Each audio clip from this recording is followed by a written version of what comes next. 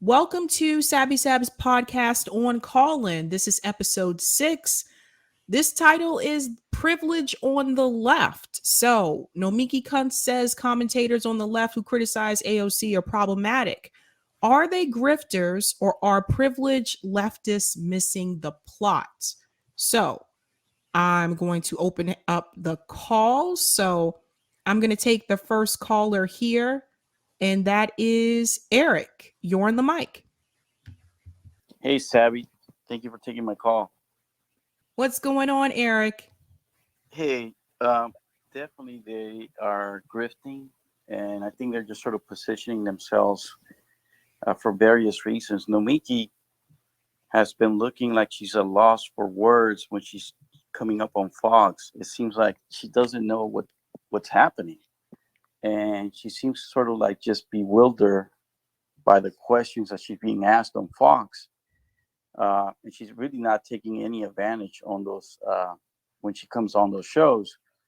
But here, sort of providing cover for AOC, really, that's just, it doesn't really matter. The focus should be on Chris Smalls and the ALU workers that for the last several months, last year, did this. And actually, I actually feel ashamed, me personally, that I didn't do much to support them other than, I was for them doing this, but I didn't do anything really to support them, like action wise. And I feel like I should have done more. And when Chris was coming on the shows almost 2 years ago, when he first started coming on the scene, I was definitely supportive of what he was sharing, never thinking, if I'm honest, never thinking that he would succeed, if I'm being honest with you. But I now feel very much ashamed I didn't do what I should have did, was maybe, give some money to his team, support him in any other way other than just talking about it, because he's done so much more than many others have tried to, actually haven't done anything, with the likes of Bernie or others. They could have been behind him. They could have been out there at the very front, but in some ways, Sabby, it's actually better that they were not there and that he was able to succeed without their help, just with him and his team, because that proves that we don't need these people. We just need regular people to get behind something and do the right things. Now, it doesn't mean that it's going to be easy. And I'm really glad that you pointed out how humble this guy is. He's not trying to shine any light on himself. I've heard him talk on many shows, and he doesn't do that. He's very much about the team and helping everybody. And to me, that's very honorable. So. Yeah, I definitely hear you. I think a big part of the problem that I've noticed, and honestly, I can think about this in reference to undergrad as well. Because I went to school with people who kind of had the same mindset. It's like they came from families that were pretty well off financially, right? Some of them came from really wealthy families, and it seemed like they would support causes, or they would say they were supportive of it, but when it came to the actual action, that is where they seem to be missing. In so many words, like it's like the people that we see on Twitter that have like the Black Lives Matter, acronym in their Twitter bio, but they don't really take action in a sense when they can. Like it's just like a cool thing to do, so that's what they have. But I think that when we talk about privilege and people who have privilege and they're on the left and they're on these large platforms, the scary part for me is that they're reaching a lot of people, and their viewers, some of them listen to us, some of them have never even heard of who we are. And this is the message that they're getting. And I really would hate for people who are working class and for people who are poor to continue to pour their money into this decrepit two-party system, hoping and waiting for some type of change. And I think it is naive to sit back and believe that we're going to get it through this way because, as I've told you guys multiple times before, both parties are owned by Wall Street. And so to hear her say that the people who are criticizing AOC, that we're just, trying to cultivate a right wing audience, are there some people that may be doing that? Yes, there may be. But I think they're missing the bigger picture, which is this is more about a class issue for a lot of people than it is about left versus right at this point. And I think the pandemic really revealed a lot of that, like how people are struggling financially, people don't have health insurance. And I feel like they don't get that. And I feel like they don't get that because I don't feel like they're talking to people that are from those class circles, other than interviewing like a union organizer. How often do they interact with people of different class or lower class levels, than them? Well, And oh, go ahead. no, I was going to say you're 100% accurate on what you're depicting there, what's going on with these guys. They're disconnected from people. I think I've told you I'm okay, but I have majority of my friends that I grew up with are not okay. Many of them got laid off during the pandemic. Many of them ended up with jobs doing door dashing. Many of them, I mean, several of them, of my guys and women that I know ended up doing door dashing. They lost their jobs. Uh, they're not in a good place, generally speaking. Simultaneously, they also don't have the ability or the time to put into what we do, which is really to find out what's going on. So even for them, I find myself telling them what's going on, and they consume so much of the mainstream media info that they're unaware. I mean, most of the folks that I know, they don't even know about the ALU win, and that it doesn't matter, their status. Most of them just don't know the class status. I mean, I got guys who are well off, and I got a lot of people that I know that are not well off. They don't know what's going on. They only consume the mainstream media news, which is unfortunate. But I understand it. They don't have the time. They're tired. It's unfortunate. But but here's where AOC can be easily criticized. She has 13 million followers. She could be educating people. She's not going to lose much if she did that. And if she was strategic, she could do a lot of good. But she's, for whatever reason, I don't know the reasons, because it seems like as soon as they join and they win, Cori Bush, the whole squad, they sort of turn their back on the people that were there behind them, where they could be doing a lot of good. And they don't do it, Sabby. Over and over, it's been proven that we cannot count on these guys. So for Nomiki, the majority report to provide any sort of cover for AOC at this point is just not warranted. Crystal Ball also took advantage of Chris Small's win. She was kind of riding on his coattails, and she was trending. So I think it was CJ uh, pointed that out, or one of the other guys on the RBN shows this week, was they were pointing this out, that hey, she's riding on his coattails and not really pointing out that it's him and his group that did this. So there's a lot of that sort of, they play with that, but it's okay. To me, the biggest thing that I took away this week is Chris Small won. His team with them also did all this work, and I need to do more about it. I need to do a better job of whatever it is, whether it's giving some money and taking a little bit more action on my part, and not get so caught up with all this other gibberish. I need to do something, and because Chris Small really re-energized me this week when I saw him speak, and he basically said, "Hey, if I can do this, I don't even have a job." and look at what I did with our team. And I'm like, man, that guy's amazing. To me, that's an American hero. I agree. I agree. Janice Anderson, thanks so much for the super chat. She said she is an astroturfer. She saw how popular Bernie was in 2016 and jumped on the bandwagon. She has spent the last several years attempting to mislead Bernie supporters back into the DNC. Wow. Thanks, Janice. Well said. I want to get your opinion also about the calling out for the other people, I just didn't understand where that was going. Like calling out Jimmy Dore, calling out Aaron Mate. I just didn't understand what they had to do with this So particular situation.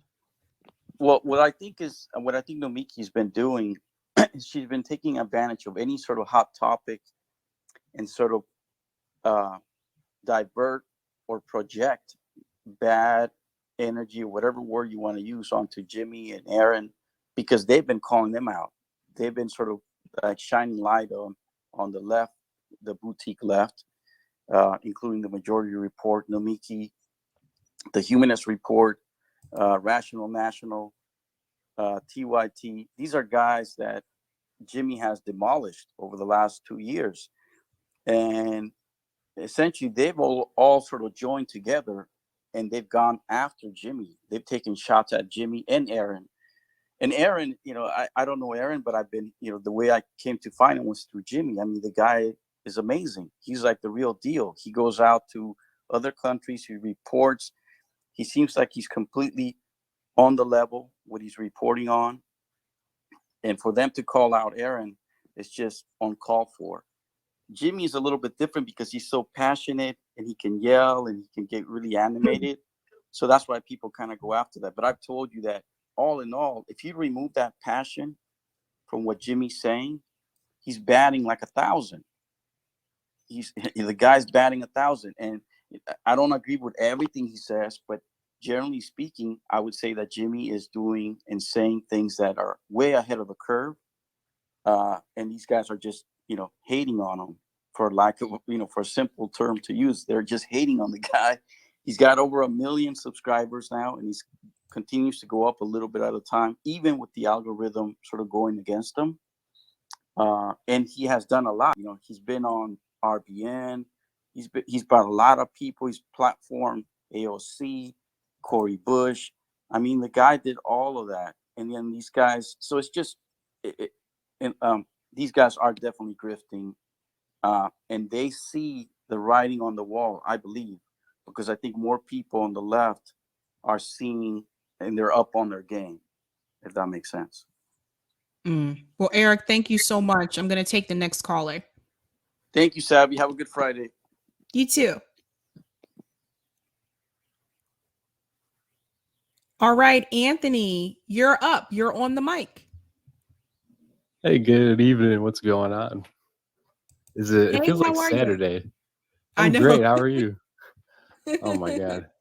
Feels like Saturday because I went down to the baseball game today, and the Detroit Tigers, they won for the opening day. That was great. So oh wow.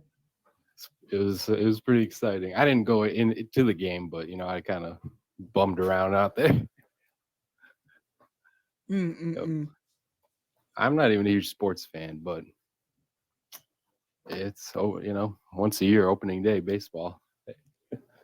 It's a big deal. Yeah, it's a big deal here in Boston as well for Red Sox. What's your take on all of this? Oh my goodness. Well, first of all, so I have a idea on the criticize AOC, but I'll get to that. But first of all, Nomiki and Emma, aren't their parents like deep DNC dirty players? Like just straight up DNC like people? Mm-hmm. I mean, that's not even funny. Like, so that just tells you all you need to know right there. That's what they're going to work towards anyway. I don't even know what they say their harm reduction. I mean, that's what I think their philosophy is. Like we got to vote for Joe Biden because Trump's the biggest evil ever. And well, okay, but that's not really a cohesive political education or a political movement. That's just like being frantic. I don't even know. Yeah. Also, that's not left. I mean, if they're supposed to be leftists, like why defend Joe Biden? That's a great question, and that brings me to talking about criticizing AOC. Well, there's plenty to criticize the actress on call for. I didn't come up with that, obviously, but she's not the only one. You got 4 others in the squad. They're all making a bunch of mistakes, and I don't know if you could call them mistakes or intentional. It's hard to tell. And then you got even a bigger progressive caucus, and they're about as progressive as what Joe Biden's dementia. It's crazy. And if you look, the all the Democrats, including most of the fraud squad, were at the White House 2 days out of the last week. The day Obama was there to celebrate the ACA. Come on. And then the next day to sign the Postal Reform Act. And yeah, of course they had to get pictures with Joe Biden, and they're all in the limelight, and it's like, oh, so you like war criminals. You have absolutely no judgment. It's just all about the limelight. So that's really what it is for them. It's pretty obvious. And they win their next elections, and they hit the 5-year mark, the squad, and they get their pension in Congress. Oh my God, Anthony, thank you so much for bringing that up. That's so true. That's so true. I don't know if everyone is aware of that, but all they need is 5 years to get the pension, and they get speaking fees, engagement fees. Like, this is like, I mean, at that point, you are a career politician, even though some of them said they didn't want to be a career politician. Oh yeah, I'm ready to bring the ruckus and do one term. But I know they call it a bread tube. But I call it, in my mind, it's like I keep having this phrase, half a loaf. That's all these people, they want you to fight for. Like when we say they compromise us, they compromise before they even negotiate, and like public option, and then they don't even have that. And they're just, it's not even crumbs. They're like fighting for half a loaf of bread. They're telling us to what we should want as the lower people, and it's pretty sad. They're like, come on, yeah, the ACA, it's not perfect, but it did a lot. It's like, no, it's not. Hell, okay, it did, but it's a lot is not enough. Like, Right. you should under no position ever be defending that piece of legislation or anything, really, as a leftist. Right, exactly. And I think that's part of the problem too. The Owl Show said some of the wealthier types on the left believe in helping the working class in principle and not in reality. What's your opinion about that? Yeah. And well, yeah, because in reality, I mean, it's kind of like give a man a fish or teach him to fish. And I don't know, but I don't know. It's like vicarious. It's like it's funny enough. I was criticizing Nomiki during Force the Vote, and she responds on Twitter. She's like, I'm on Medicare, yo. I'm like, oh, okay. Well, I'm not. I don't have any health insurance, Nomiki, but okay. That kind of surprised me, but. Right, but it's like she still has something. Like, there you go, yeah. There's some people that have nothing. Like, there's some people that can't get on Medicare or Medicaid. Yeah, so I don't know. They're vicarious in my eyes. Like, what do they do? They go on media appearances and sit in front of a computer, and they're not putting in a lot of thought and analysis like you in hard hours. So it's yeah, they're not really workers, I wouldn't say.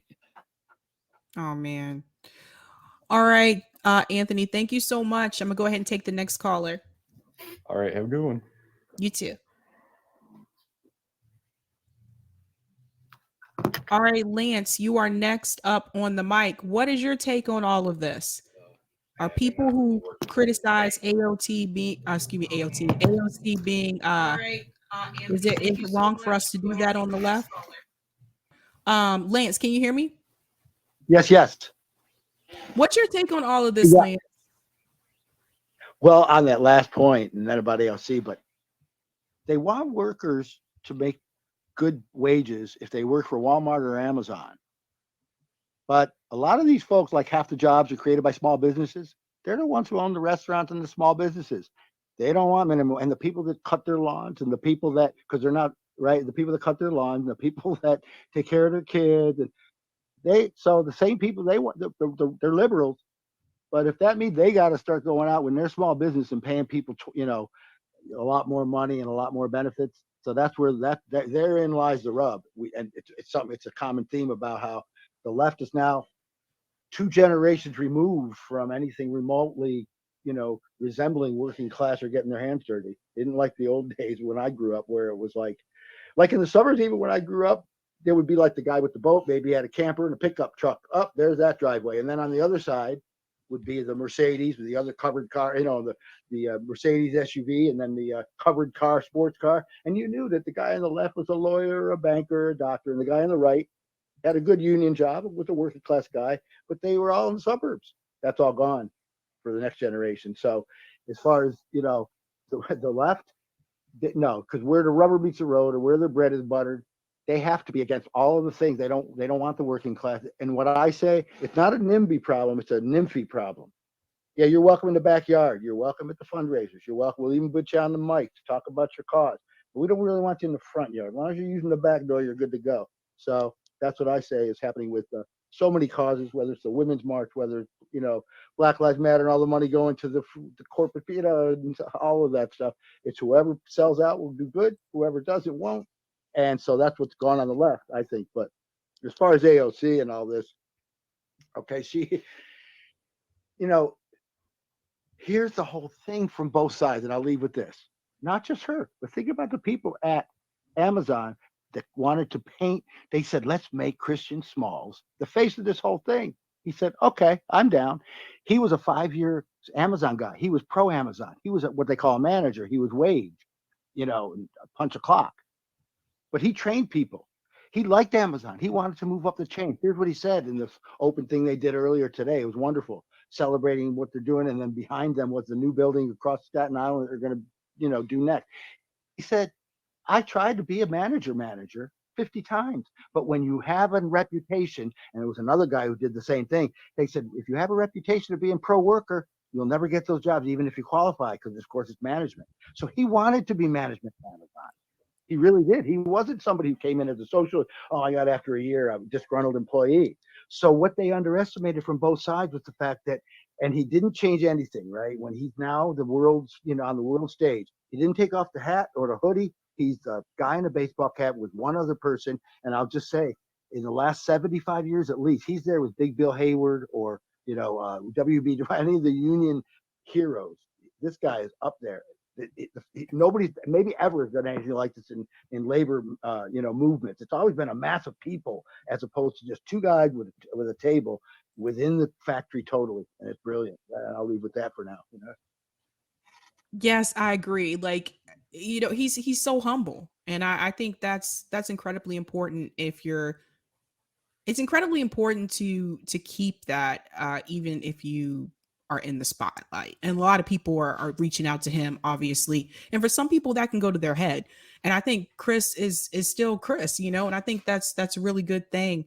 But yeah, I agree with you. It's like, they want, yeah, it's like, sometimes like with liberals, it's like they want you to be a part of something, but then it's like, they don't want you to come in through the front door. They want you to take the back door. And I'm seeing, a lot of that. And I think we really need to focus a lot more on workers organizing and unions or creating unions. MIT grad students, I forgot to mention this earlier today. Whoopsie. I did a show last Friday on RBN about MIT grad students were trying to form a union. Well, they won. I found out the other morning that they won. And so this is a big deal for people who don't know. A lot of these PhD students at these universities, these professors use them and overwork them. And the students are the ones doing a lot of the work when it comes to the research environment, but the faculty get all the credit. And so I saw these kids like sleeping in the labs. I would leave work, they would be in the lab. I'd come back to work the next morning and they're asleep in the lab, like not getting enough sleep, working these long, crazy hours, and then getting these small stipends to live in the Boston area, which is just it's not affordable. If you're getting like $34,000 a year, that's nothing here. So, and these kids were working their asses off. And I'm glad that they were able to do that. And hopefully that encourages and inspires more grad students across the country to fight to organize some type of union, because I've seen these faculty members exploit these students for years. So Oh my God, that is some good news to share. Yeah. Could I just, and I lived for a long time up near SU, Syracuse University, huge campus. And back like 20 years ago, a lot because of international students, they were booming. There was cranes. They were taking over everything they didn't already take over, and it was booming. And yet in the outer university area after you get past the campus and the dorms, and then the two-family, big apartment that were originally built as big flats for students. Then beyond that was the outer university, and it was a middle-class neighborhood, like a middle-class suburban neighborhood. Houses fairly close together. Two-family, or no, mostly all single-family, but 2-bedroom, 3-bedroom, and there was for sale signs like everywhere. I said, this does not compute. Why is the campus, thriving like crazy, and yet all these people where all the professors live? This is where all the young professors live with their young families. That's what it was. I'm like, why? What? And of course, it was, going from 70-30 faculty to administrators to now it's like 70-30 administrators to now you're saying, no tenure almost anymore and just all like slave wage laborers. But so yeah, I saw that happen. Agreed. Well, Lance, thanks so much for calling in. I'm gonna go to the next caller. All right. And we are going to Justin. You are now the next caller. Hey there. Justin, what's your take on all of this? Just a refresher, we're talking about privilege on the left. Nomiki Kuntz says commentators on the left who criticize AOC are problematic. Are they grifters or are privileged leftists missing the plot? I think they are grifters, and it's not they're missing the plot. They're kind of like feeding into exactly what's going on in our society. Like all of our systems are kind of contingent on certain factors in our society to be a reality. And when those aren't a reality, everything else like symbiotically can't function. Like I think that's why we see a lot of like police brutality, the breaking down of like the education system, the American family, the economy. Like we see all of this going on, and it's really hard to like figure out where the thread goes back to.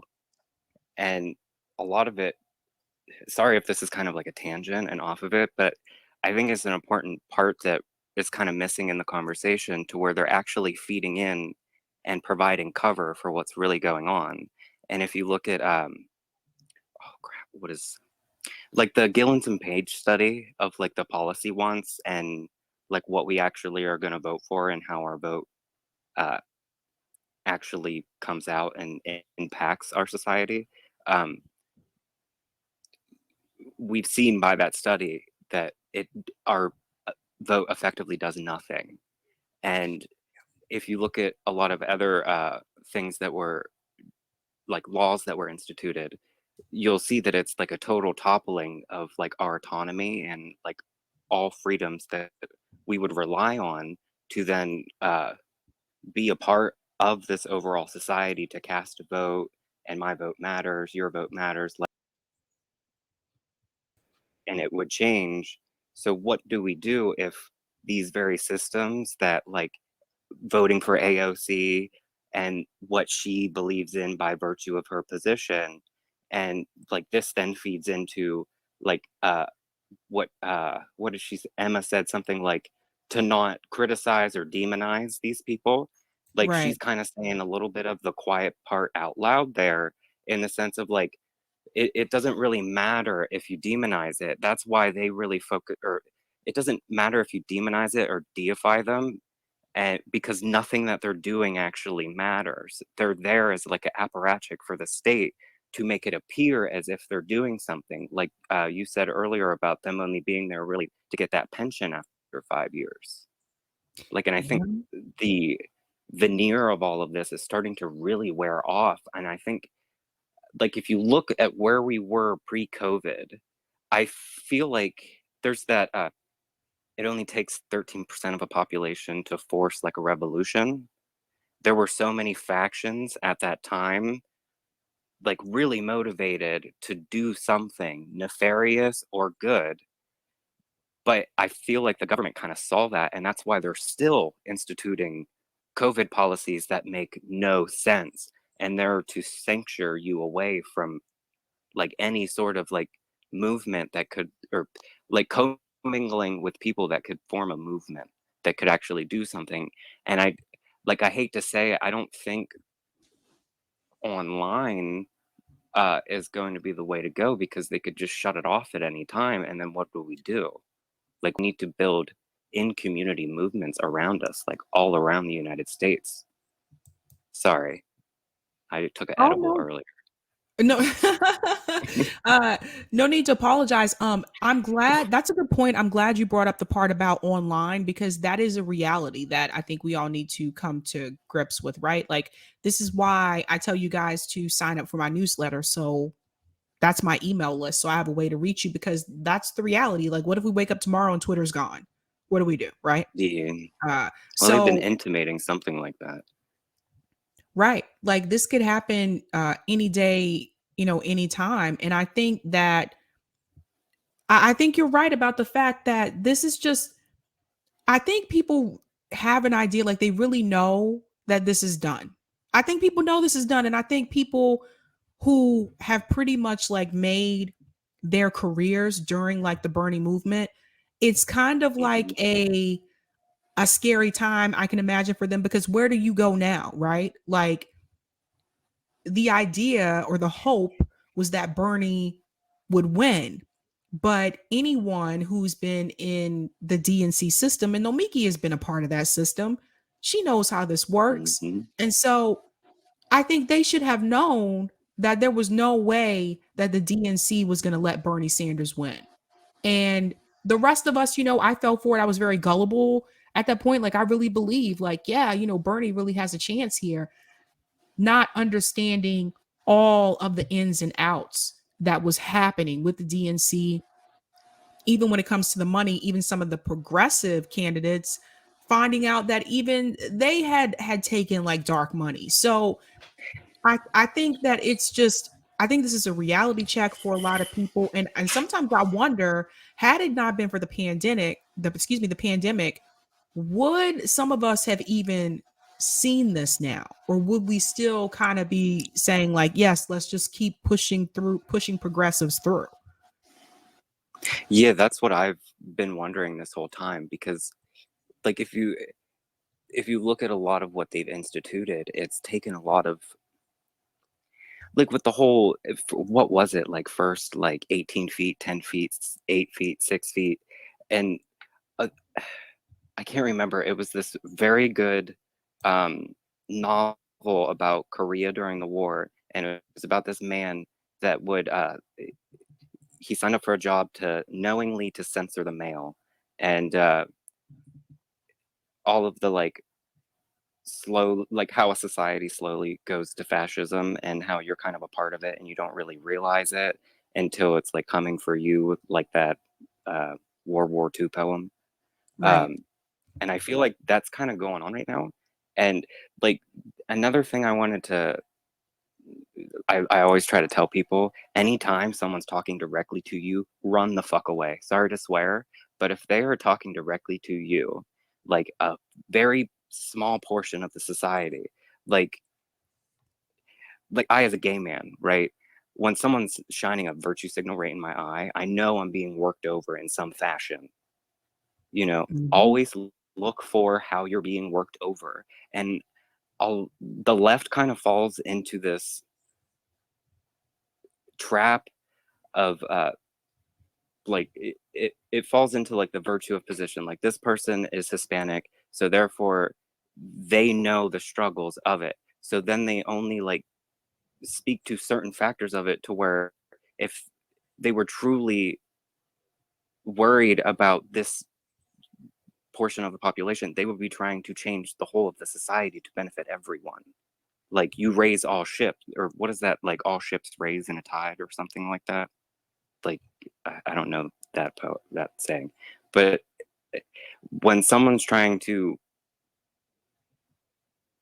cater directly to you, what they're actually doing is trying to separate you from other people, because someone's going to point Mhm. something out and it's going to be deemed offensive in some fashion, because how separated we've been since, well, the beginning of the inception of this country. We've been all cloistered away in our own little bubbles, and this time, in this current time we're living in, that's kind of been breaking down. And a lot more people, like, I live in a very, very conservative area, Like, all of my neighbors know I'm gay, very obvious, but I've never had an issue here. Like, granted, when I was younger, also conservative area issues, but it seems like the world is kind of changing, and those things that would keep us separate, people are slowly realizing that they're using those positions that would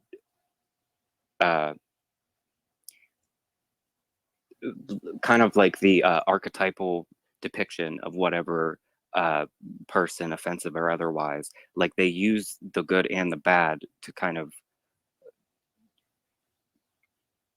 warp your internal narrative, and like it speaks to the id, the kind of selfish part of the brain, like finally I'm going to get what's mine, but they're not going to do anything for you, they're not going to do Right. anything for anyone. Like, it's a convenience that they use, much like AOC and all of these squad members. They know that there is a real hunger for these changes, like for compassion and just regular run-of-the-mill empathy for our society. Like, we're sick of seeing people like fall to pieces around us through a myriad of ways, and we can't throw them a life vest because we'll drown with them.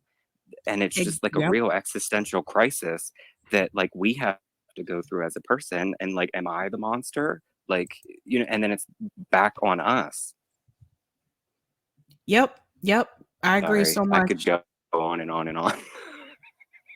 Well said, Justin. Thanks so much for calling in. I'm going to go to the next caller. Thank you. Sorry for the tangents. Oh, no worries. I'm going to go to the next person. I don't know how to pronounce this person's name. Fractal. Okay. All right. You're on the mic. Hi, how are you? Big fan of the show. Thanks so much. Welcome. And thank you. Love what you guys doing with Fred. Well, now Blackout Revolutionary Network. I believe Chris Hedges said it was 5 to 7% at one time, so it can even be smaller on a revolution. Oh, wow. I did want to say no red or blue will do in 2022. That needs to be our motto. Since we don't got to worry about the presidency, it's perfect time to vote for other people.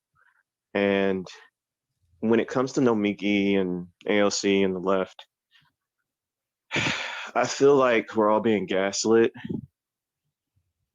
in a way that really shows codependency, like codependent politics, which is like codependent morality, which is what respectability politics really is.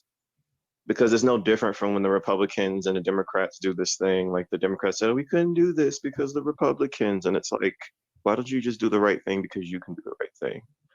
And so that also ties into just this air of self-righteousness that people, some factions of the left can have.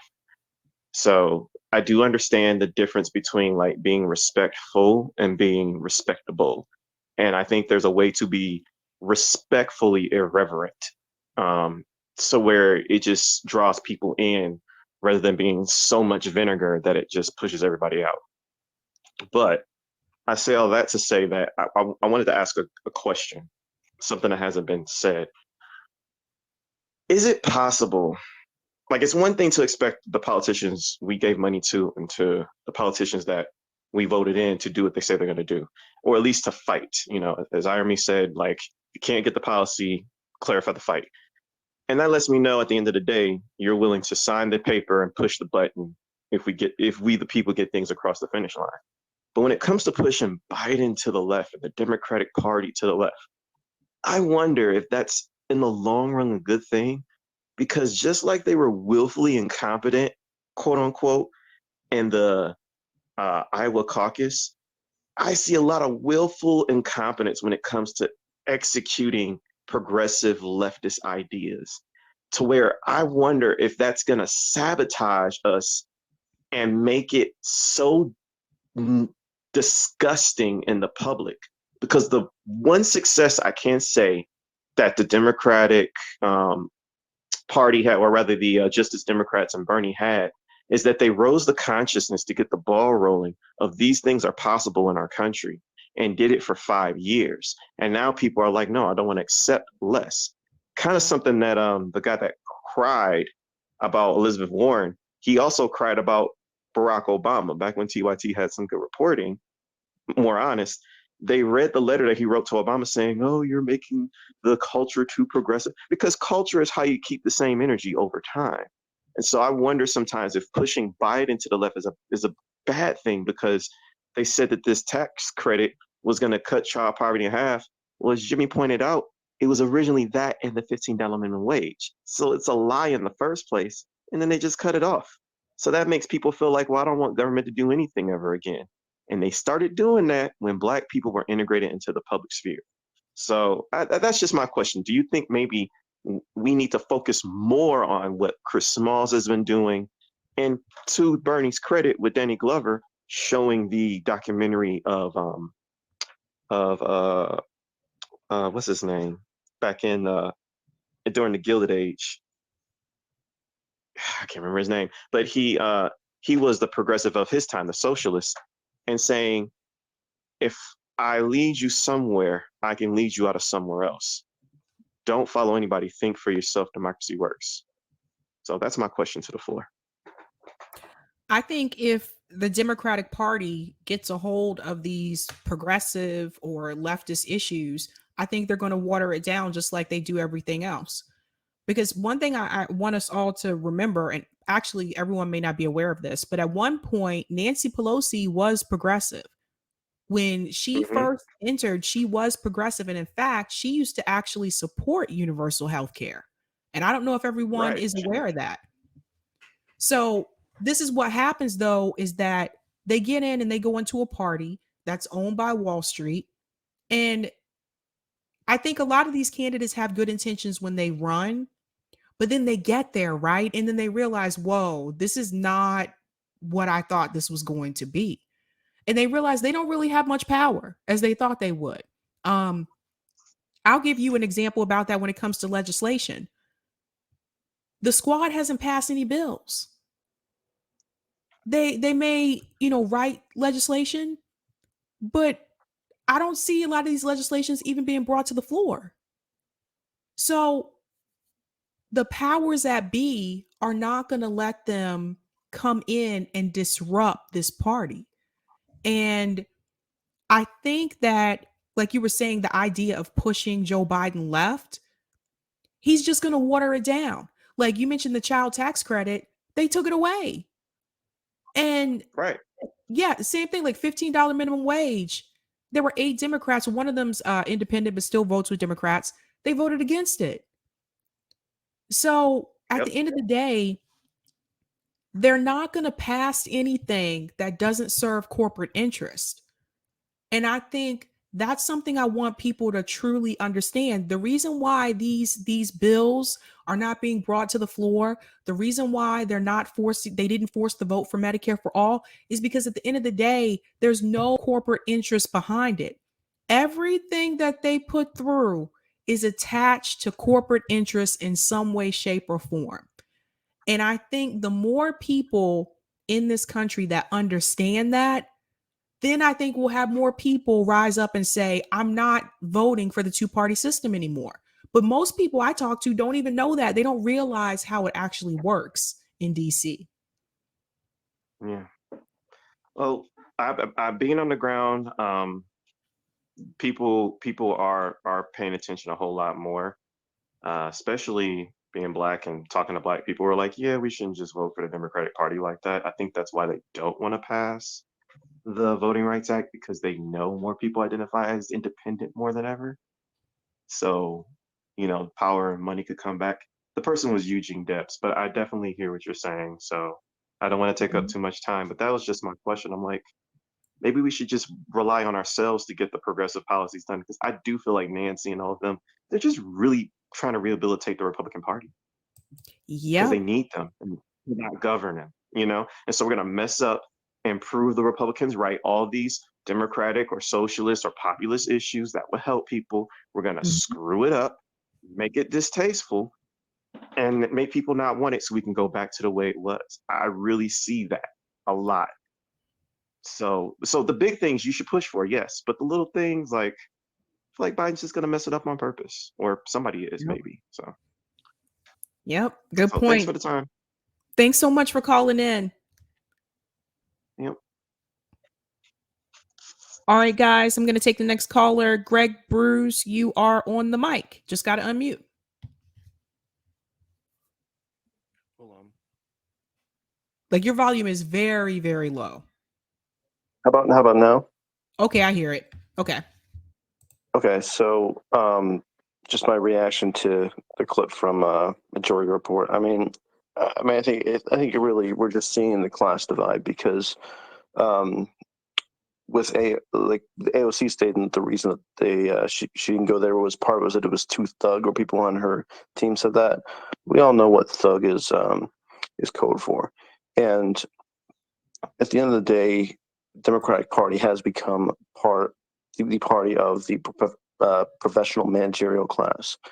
AOC is no exception, and they did not want to be associated with the peasants, and neither do Emma, and I keep forgetting her unhinged co-host name, but no matter what, it was just this cognitive dissonance against criticizing AOC for anything, and I think they feel like they have to be positive towards Chris Smalls, but it's almost like through gritting teeth, because they, at the end of the day, they want nothing to do with the working class. So I'm just gonna leave it at that. Do you think that there was some type of, because I kind of felt like there was some type of anger towards Chris Smalls, though, but I felt like Nomiki didn't really want to say that. Right. Yeah, they were definitely dancing around on it. Emma really seemed reluctant to say it. She would say it, but she didn't mean it. That was my perception there. Mm. It's just they just don't like. It's just they're on the opposite end of the divide. That's why it's they say, oh, your supporters are right wing. That's they hate right wingers, and they hate the white working class. So any opportunity they have to tie anything to that, that's what they do. So it's just like people who slam Jimmy Dore for the same reasons.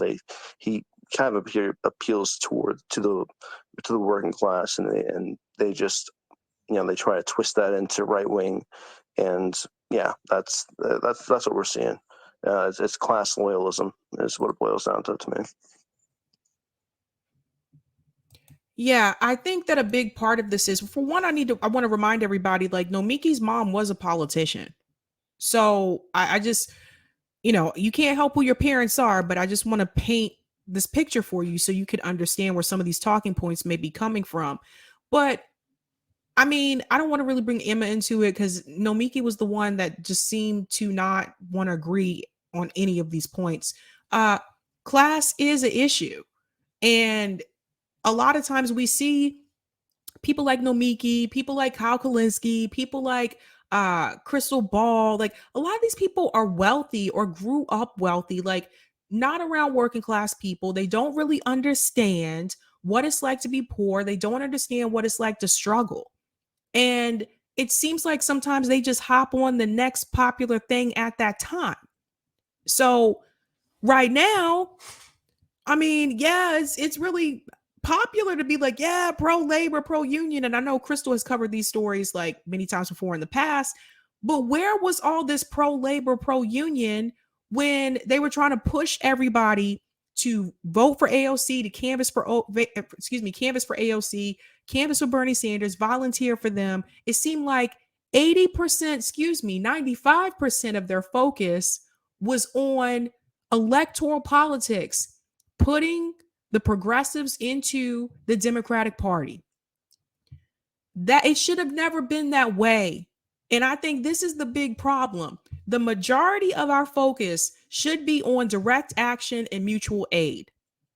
Now that it seems to be cool and trendy, now some other people want to jump on the, oh, yay, pro union, pro labor, yada, yada, like, because there's no Bernie.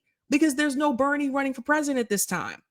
And I think some of these channels, I don't know what they're trying to do or what direction they're trying to go in, but I think they are kidding themselves if they believe that some of the people, some of us that were on the left, are going to do this again. I mean, it's been, guys, got to understand, Bernie Sanders ran twice in a row since 2016. It's been almost 8 years. And it's a problem. Like, to just drag people along like this. Meanwhile, these people are rich. They're the rich, or they came from money. So they associate with a certain class, a certain type of people. And I think that's important for people to know. This is why you don't see, they said, yeah, we should bring more union organizers on. Why weren't you doing that to begin with? Because you were too busy trying to push progressives through the Democratic Party. It's the same people come on every time. Like, you don't see them talk to everyday working class people on that show. I mean, it's just ridiculous. I got into a spat on Twitter with Sam Cedar because he was trying to virtue signal about the Supreme Court judge. And I'm like, no, you should not be happy about the Supreme Court justice just because she's Black. That's virtue signaling. What are you going to do, or what is she going to do for the Black community? She protected the corporations. She didn't protect the people. And he didn't like that too much. And I'm sorry, but has anything improved? There's so many people, they were focusing on the Supreme Court justice. Yay, we got the first Black woman. Meanwhile, at the same time, Amir Locke's murderers just got the charges dropped in Minneapolis. I felt like the focus should have been on that. But no, everybody fell for the virtue signaling. So some people didn't even hear about that story. Not many people covered it either. So I went on kind of a rant there, but it's just like, to me, like, there's a class divide. And they keep saying, a lot of these people like David Dole and Mike Figueroa and Nomiki Kuntz and stuff, they want to smear us as like right-wing people because they don't want to address the real issue, which is the class divide. These people are all set when it comes to class.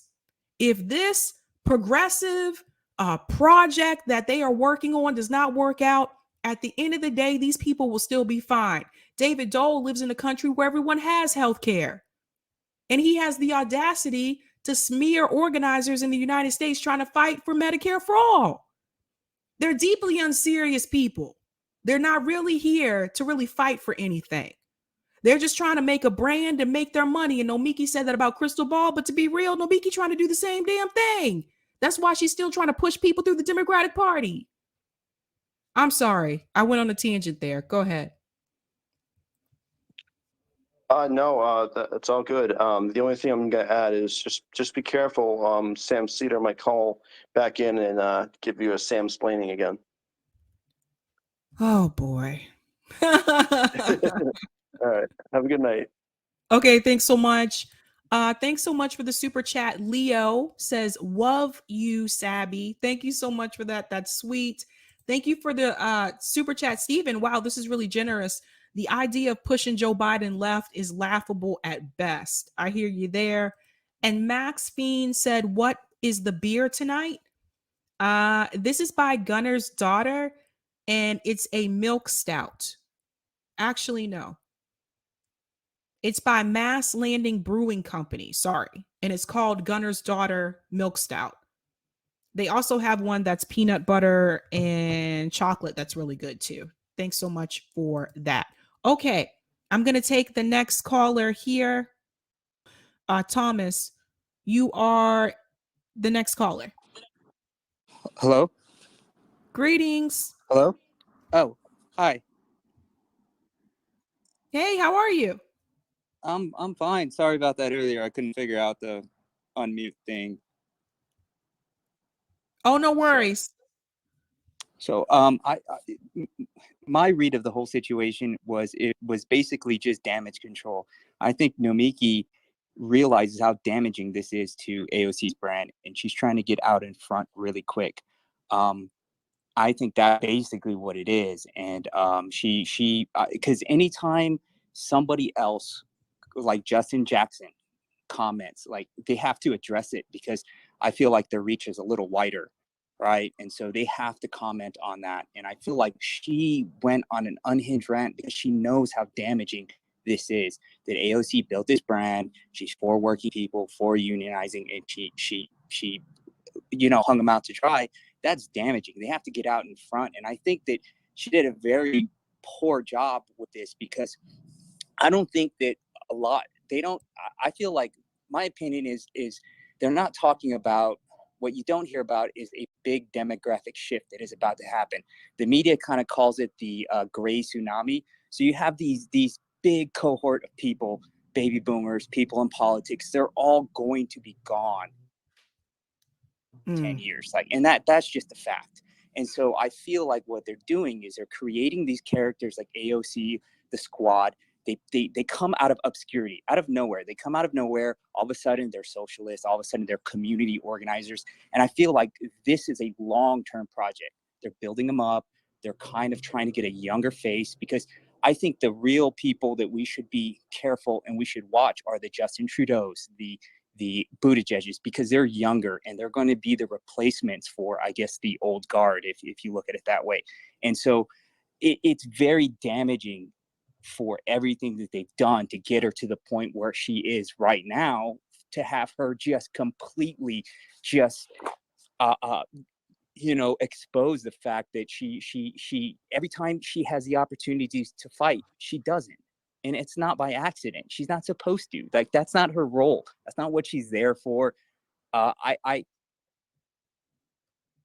Jane Mayer about the Koch brothers. And the Koch brothers, if you look at how what they've done is they've had a 10, 20, 30 year project where they've actually defunded schools to the point where these schools have to get funding from their Koch network, and they're kind of indoctrinating young people with these ideas, and they have a long-term project. And I feel like AOC, the Squad, they are the face of this long-term project, and there's really nothing left, or if we want to use that term, about them, because every time they had a chance to fight, they didn't do it. And they could have even made a better attempt at fighting. I know, we all know that they could lose. They would have lost anyways, but they could have taken that opportunity to look better, right? And they still haven't, because that's not what they're supposed to do. That's just my read on the situation, my opinion. He is very triggered by the fact that there's a lot of work that's been put into AOC. There's a lot of grooming, but there's a lot of investment in her. Yeah, no, well said. I do want to add on to something that you just said. That's a very good point that you just mentioned, because I don't know if everyone is aware of this, but if you've been watching me for a while, you probably know this already. But Yeah, AOC already had political connections because she interned for Ted Kennedy. And when she was running as a candidate, that wasn't mentioned, that was left out. And also the story that they told about her, oh, she's from the Bronx, she grew up in the Bronx and she was a bartender and she made it and she did it, so you can do it too. And that wasn't true. Like she went to Boston University. I worked at Boston University, so I knew a little bit more than some people. She did not grow up in the Bronx. She grew up out in the suburbs. She may have been born there, but she grew up in the suburban area. And they also did mention that the architect company that her father worked for, he owned. So he was like the president of the architect company. So they made it seem like she was this poor Latina girl who grew up in the Bronx, and she went on and won this election, and now she's going to be congresswoman. And so just imagine this story. It's a good damn story to tell, but they didn't tell the real story.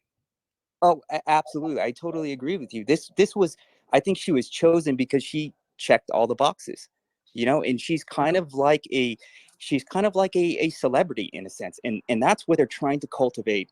And no mistake that she does not rise to the occasion. She's not supposed to. This is all, I don't want to say, this is all, it's just smoke and mirrors. Like, I don't buy it for a second. And I think that so I think the main issue is this is a damage control situation. They're trying to groom the next group of leaders to take over, because Congress is old. And Nancy Pelosi's 82. She has hundreds of millions of dollars. She still goes to work to make $200,000 a year. She could be with her great grandkids. I mean, let's Yep. be honest here. How much time does she have left on Earth, let alone Congress? This situation, Dianne Feinstein, you look at all of these, there is going to be a massive shift soon. And if you look at this country, and you look at the entire Western world, our population rates are declining big time. And that's bad addressing it, but it is bad for capital. South Korea has like a 0.7 or 8 their birth rate. If things hold constant, Korea will disappear in 70 years because people are not having kids. And so I feel like, and maybe my tinfoil hat's on, okay.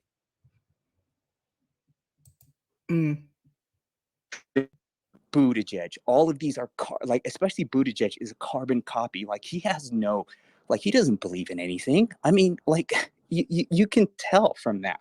And so I think to kind of pivot to Christian Smalls, I feel that his success with the ALU is because he didn't go through traditional.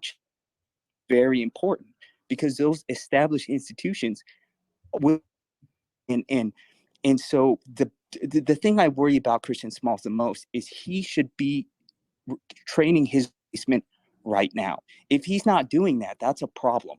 I think people they wanted to be part of his union because he's a guy that cares. Like, he has strong leadership skills, and I think that he needs to start training the next group of leaders, because if you don't, then all you have to do is get rid of Christian Smalls, and then movement, his union movement kind of died. If he's not of true leadership, I feel like he needs to start working on producing leadership, the next group of leaders. He needs to train his replacement.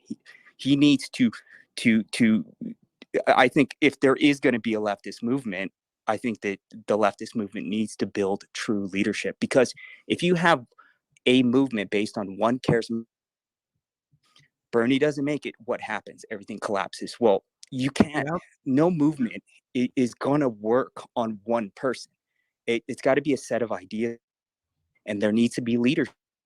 If you don't have leadership, I don't understand how you can have coordination. And you need coordination between groups of people, whether they're labor unions, whether they're activists, and if you don't have leaders that can, if one leader gets taken out, you need to be able to have somebody step into that void. And if you don't, then it's going to be a problem. Like, for example, with Lee Camp,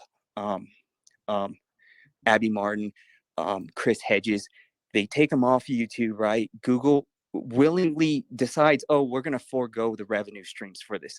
Maybe it's not much, who knows, but that's easy money. That's just money that they're willing to forego by removing all of their entire catalog, right? And so for me, that tells me that there's something about what they're saying that is resonating with people. Otherwise, they wouldn't remove them. And so if you have no other leak, fill that void, then that's all you need to do. And so I think is going to be a leftist movement. They need to think really hard about developing leadership that like I watch Joy Gray, I listened to her podcast, and she asked a question a long time ago about, well, where's the next Fred Hampton? And so my question is, well, what are we doing to make more Fred Hamptons, right? I would rather have 3 people that are half as good as one Fred Hampton, right? Because you have more people that can continue and fighting. One charismatic person, once you get rid of them, if all of energy collapses, then you have to really question, was that movement really strong to begin with? And so Christian Smalls, the ALU, I think it's great that they did not go with the legacy unions, because that as Shama Sawant said about the Democratic Party, that leads to a graveyard, right? Progressives in the Democratic Party, because that party will not succeed. You can't go, you have to go on your own, whether third party, third party in that case, you can't.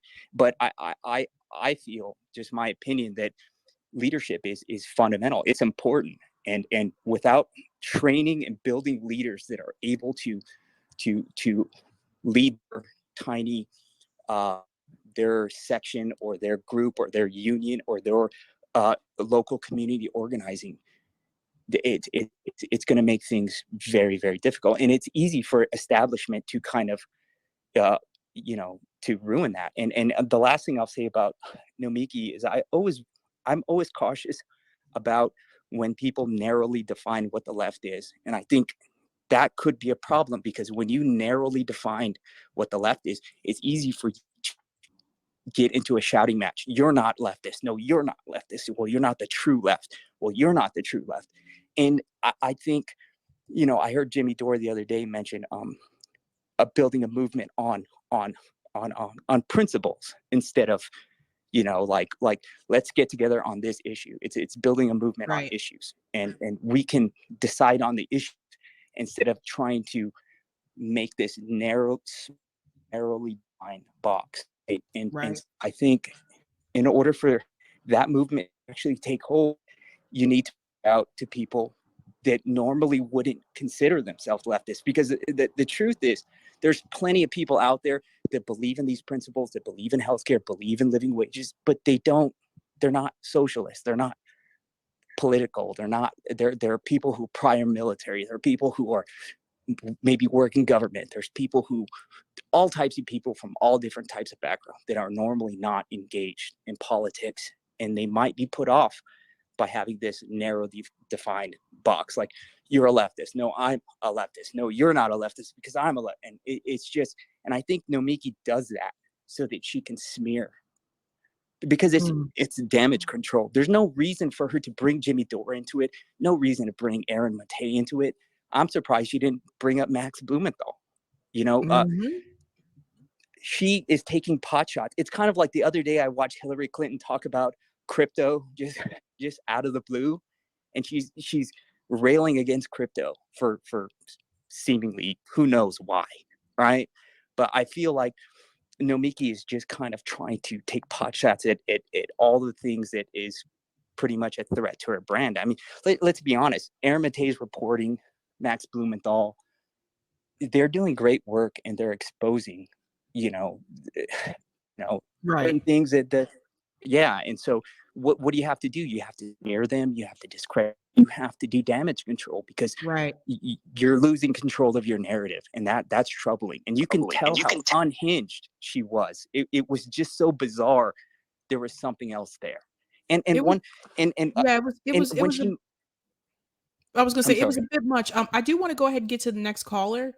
I'm sorry, Sabby. Okay. Sabby, can you hear me? I can, Delthea. You're on the mic. I'm gonna make this real quick, okay? I think that Nomiki was having a breakdown, and I'm not saying that to be funny. I'm serious. I think she was having a breakdown. I mean, she's always been wired and high strung, but this was beyond the pale. As for AOC not coming, to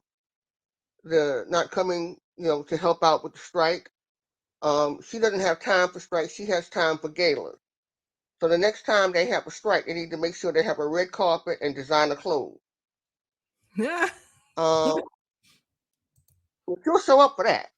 And I'd also like to mention something from earlier. There's a book called The S Word, and it's about the history of socialism in America. And one of the things it points out is the reason why back in the first half of the last century, socialism did well in this country was because workers, they made a pact with small business. And both workers and small business were against the big banks and the corporatists. And I think we have to do that again. Having a business doesn't make you a bad person. Being a corporatist makes you a bad person. And that's all I got to say. Y'all have a good night, and I will talk to y'all later. Thanks so much, Delthea. Me here. Shout out to Deha Ko for the super chat. Jordan Sheraton of Status Quo covered the Amazon Union Drive from day one when no one else did. Everyone everyone else is a Johnny come lately. Bring him back on the show to discuss. Thank you so much for the super chat. Yeah, I agree. You're right. He has been doing it since the beginning. Thanks for the super chat, John. We need more working people to stand up and fight against the boutique left. I agree with that as well. Shout out to What We've Been Thinking with Marcus Cage. Great show, Sabby. Shout out to Eric T for all that you do. Shameless plug. Looking forward to having you on the Political Matrix tomorrow night, 8 p.m. Eastern. Sabby Roo, doobie doobie doo. That's right. I'll be on Marcus's Cage show tomorrow night at 8 p.m. Eastern Standard Time. Thanks, Marcus. Thanks for the super chat. Also, Ashura. Nomiki is Shrieky from Care Bears. Oh, man. Oh, boy. And thanks for this one, Anthony. Watch Your Own Politicians, our decentralized collab. Thank you so much for that, guys.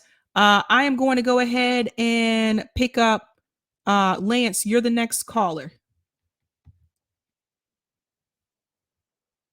Thank you for a second shot. So,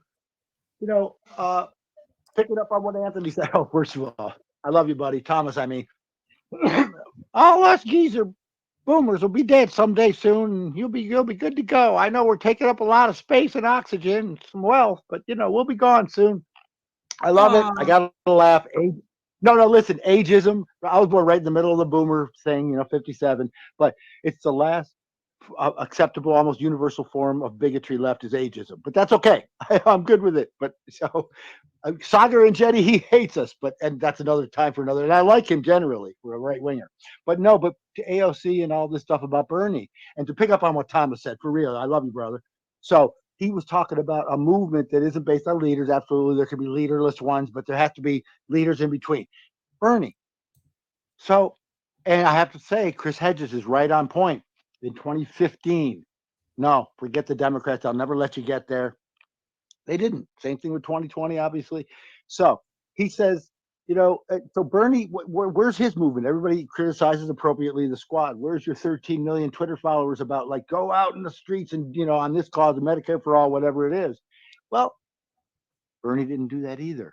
And I'll just say this, two quick points. So what I see is, this is so clever. It's about a lot of other things, like you make the climate change so big that it's impossible instead of talking about cleaning up your back, the lakes in your community. And it's almost like you provocateurs could make you do that. So I think well-meaning people maybe are saying with Bernie, so it's like the blob lobby, I call it. Please don't steal it. But the $100 donations, what are they for? Specifically, Cori Bush was the first of the squad to say, we are not going to vote as a block. We are going to vote our conscience and our district. She made that very clear. So what's your $100 going for? Now, I don't want to see let's go have full-time multi-billion-dollar lobbyists, but what you don't, so there are environmental lobbies. There was a no nukes, people. That was great. And, and not just environment, that whatever's left of the union that's strong and not corrupt, so there are interest groups that are good ones that are on the good side. But where is but so when you put $100 in an envelope somewhere, it goes to AOC and she gives it to corporate Dems campaigns, so that's why it's got to be third party. I call it the blob lobby because this $100 small donation, we don't take corporate. Therefore, you're not answerable to anyone. You're not answerable to all the small people who have all kinds of different interests. It's just this big blob of money that doesn't do anything for anyone specifically. And that's piggybacking on what Thomas said. And the other thing about AOC, I guarantee it. Nancy Pelosi, you're a little maybe too generous, Sabby. Maybe you weren't talking about her specifically, but she came up through the Baltimore politics. Her father was a big dude in either Maryland State or at least Baltimore City politics. Baltimore to this day is dirty, dirty, dirty. It always has been. Not on the radar like Chicago, LA, and New York, maybe. And then she went from there to San Francisco. I can tell you kind of firsthand from being there is these mob guys who have with their own name with a 2-foot tall thing called Big Al, and the guy named Al in there. Yeah, how you doing with a toothpick in his mouth and this 3-piece suit? It's crazy. San Francisco and Baltimore might be the two dirtiest cities of all in terms of politics. That's Pelosi. She wasn't a progressive. She wasn't a progressive that turned moderate. She could see the golden prize. You ever see the movie All About Eve? I haven't. Oh my God. Oh my God, it's this young girl, Ann Baxter, and she's there with a raincoat and she watches she has to scramble money and find in the seat cushions to watch this star. But eventually she takes over the star and she's just this manipulative person. That's what these people do. And that's what Pelosi, I guarantee one quick thing. I would love to be a fly on the wall. At some point, before and after the mama bear stuff, when she was still maybe going to buck the system a little bit, all of a sudden she starts calling Pelosi Mama Bear. Now Pelosi's Italian, and half a century ago or more, being Italian mattered, right? Like being not quite like being black, but the glass ceiling, if not out and out, here's AOC, a person of color. I guarantee Pelosi probably had a true story, probably about gumshoe with sneakers that she wore out working in the precincts back in the day. And she gave AOC this thing. You can go in the short term and be that one-term person and have some great causes, and then try to go online and have a TV show somewhere, or you could be me in a couple decades. Just pick your targets here and there and bide your time, because I was an Italian and now you're Hispanic, and I'm sure she just gave her a whole scenario where she's going to be like the next generation Pelosi, put those kind of like careerist stars in her eyes. I'll stop there. I don't know what you think about all that, Sabby, but I'd love your opinion on that, because your insights are always so profound, really. So I definitely do see AOC like preparing herself to be the next Nancy Pelosi. I really do see that happening. And I wouldn't be surprised if AOC also wants to run for president. Like, I just don't buy the whole like story about her. Oh, I'm fine being a one-term congressperson. I don't buy it. I don't buy it. And I don't know if I've mentioned this since Afeni has been on the show, but Afeni came on here. This is last year, going way back. Afeni came on and she had met with AOC and Cori Bush in DC when they were at the Capitol protest. And Afeni had a discussion with AOC, and AOC told Afeni, if you guys want anything to get done, you're going to have pressure on the outside. You're going to have to organize on the outside, because they are not going to do anything for you in here. And I think everybody really needs to hear that. Yep. And that's why Jimmy Dore, now I'll say this about Jimmy Dore. I love the guy. I think he's got great with oxen gores, but there's a few sacred cows he's got to push back on somebody else's. I mean, I love the guy, but there's a few sacred cows he likes to protect. And I think he covers things a little bit more than maybe just for clicks a little bit. But I love him. He's a real deal. And whenever he opens his mouth, he has people now on staff that I think are feeding him stuff that maybe if I 1-to-1, he might question a little bit. But no, he's the real deal. He says what he believes, and he's on the right side of things. But here again, I can disagree with him a lot. I disagree with Glenn Greenwald more than I do Matt Taibbi and others. But so what? We're all on the same team. But Sabby, so many people that won't criticize the left and know Miki's a nut. She's just a nut. And that's why they love her. She's a nut with left credibility. That's all she is. And she saw the polls and they said, no, Miki, get out there. And she's scrambling and she doesn't know who she is. She doesn't know what she is. She's just out there trying to say enough things. She sounds exactly like these right wingers like Marjorie Taylor Greene, or I don't know, Marsha Blackburn. She's really not as dumb, I think, when I thought she was a fringe, but like some of these people, it's just like they'll just say anything, and she sounds just like one of those crazy right wingers. Sorry, that's what Nomiki sounds like. Thanks so much for calling in. I'm gonna go to the next caller. Reggie, you are the next caller.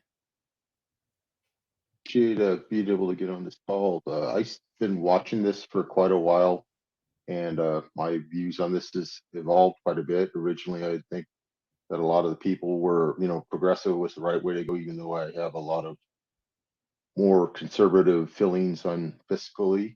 But I think what's going on right now is it's all a class war, and that both the Democrats and the Republicans are standing up for the class with the money. And it was always the Republicans before, but since the Democrats had traditionally been taking care of the working class and labor, but they gave that all up with a neoliberalism. And so since they're no longer working towards making anything better for people who work for a living, other than maybe the white collar upward mobile professionals, that they're couching everything in identity politics and trying to get and trying to go deep on these either on the other side as being religious nuts or right wing, racists. And in reality, a lot of the people who are working class are not like that. They work very hard. They have different, they go to church on Sundays. I'm not religious, but I always grant people they believe what they need to believe. As long as they work hard and try to do well for their neighbors, friends, family, and the country. So what they're doing is hiding the fact that they aren't looking out for anybody in the working class. It used to be when you were in the middle class, the description of being in the middle class, pretty much the line was to be able to own a home, whether you owned a home or you could buy a home. That's not the case now. Now the middle class, I would say probably 90% of the middle class can't buy a home, can't own a home. And it's getting greater and greater. And this is the country is making more money. Where more money is being made per person in this country. It's just all being shifted up to the top.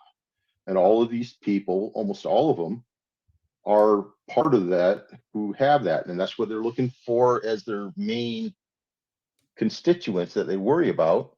But they still want to try to keep the working people lined up. So they line up on the identity.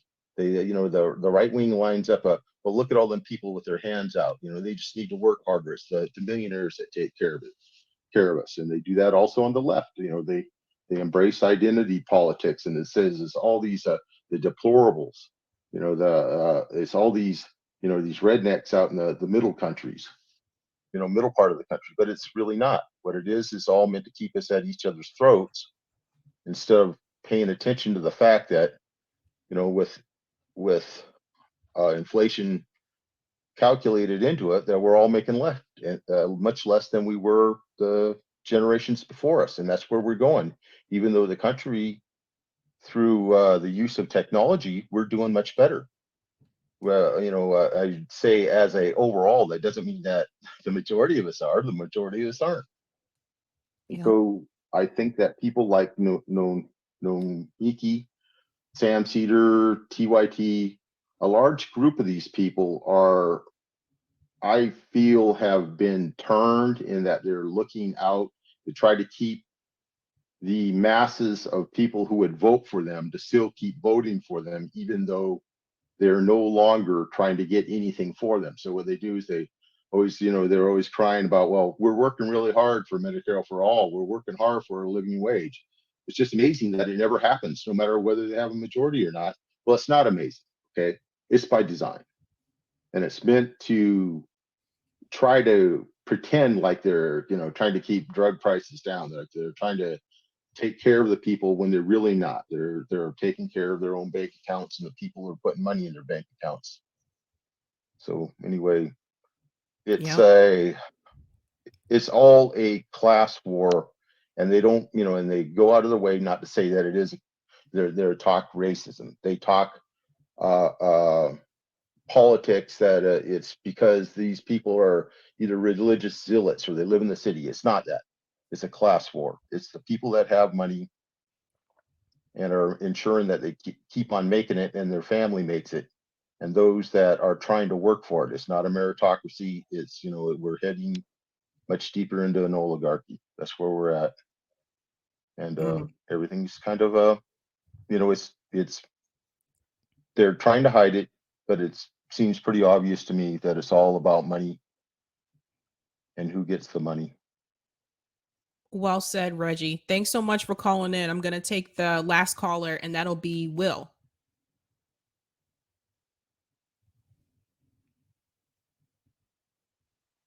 Hey, you can hear me, Sabs? I can hear you. Hey, I ain't gonna be too long. I'm gonna just say, get off now. Stop. I'm gonna say we've been having a lot of talk about putting pressure on politicians or whatever.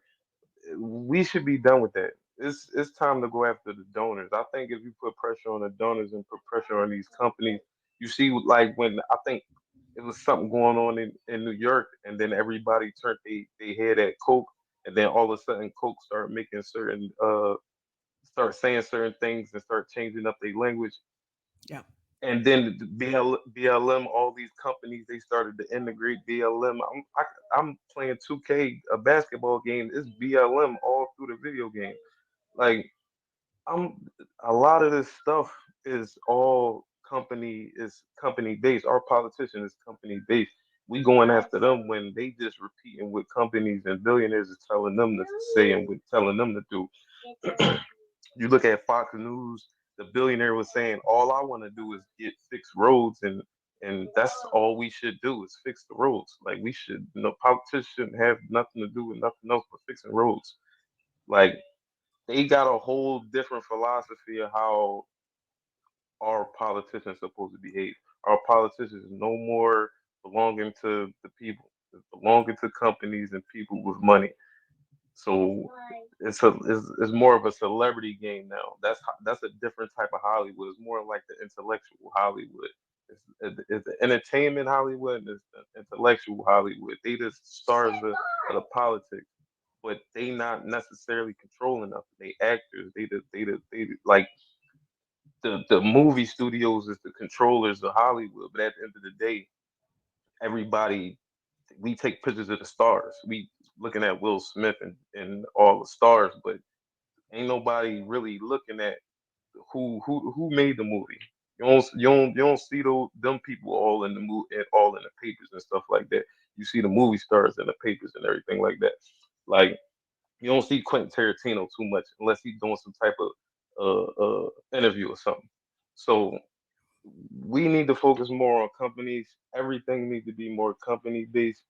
Like, government, when they sanction stuff, they sanction, and what they do, they start drawing back from companies. They start taking companies out of people, countries or whatever the case may be, because they the things that run there and put money into their economy. And once you take those companies out, you're taking jobs away from the people. Everything is company based. If we put pressure on the companies, I believe we'll get a lot more done than putting pressure on politicians. Politicians, for real, they start feeling neglected. Like, why ain't nobody talking about us? But anyway, that's all I'm saying. That's a good point, Will. Thanks so much for calling in. All right. But guys, thanks so much for tuning in. This was a really good discussion. Again, I think at the end of the day, a lot of this has to do more with class than left and right. And I've noticed like a lot of people, well, some people who keep focusing only on left and right, it seems like to me, they tend to want to avoid the class issue, because if they have to discuss that, then that would implicate themselves as well. So guys, thank you so much for tuning in to Sabby Sabs podcast. I really appreciate hanging out with me tonight. Hit that like button, guys. If you didn't get a chance to, I'm going to go ahead and end this segment on Callin.